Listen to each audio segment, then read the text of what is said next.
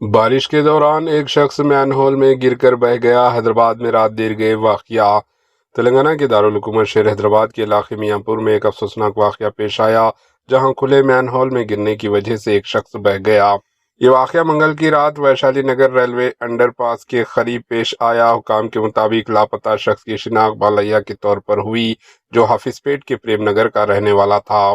اطلاع ملتے ہی ہیڈرا اور NDRF کی ٹیموں نے موقع پر پہنچ کر بالیا کی تلاش کے لیے بڑے پیمانے پر سرچ آپریشن شروع کر دیا۔ ابتدائی اطلاعات کے مطابق ویشالی نگر انڈر پاس کے قریب نالے کی مرمت کا کام جاری تھا۔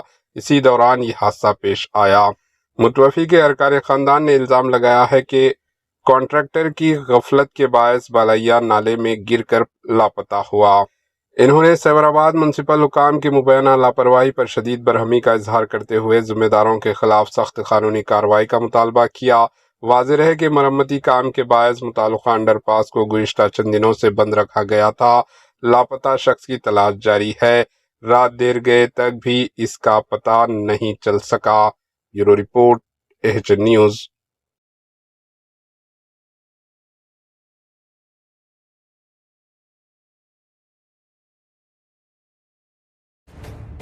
AHN نیوز کے YouTube چینل کو سبسکرائب کریں اور بیل آئیکن کو دبانا نہ بھولیں تاکہ آپ کو ہر نئی آنے والی ویڈیو کا نوٹیفیکیشن بر وقت مل سکے۔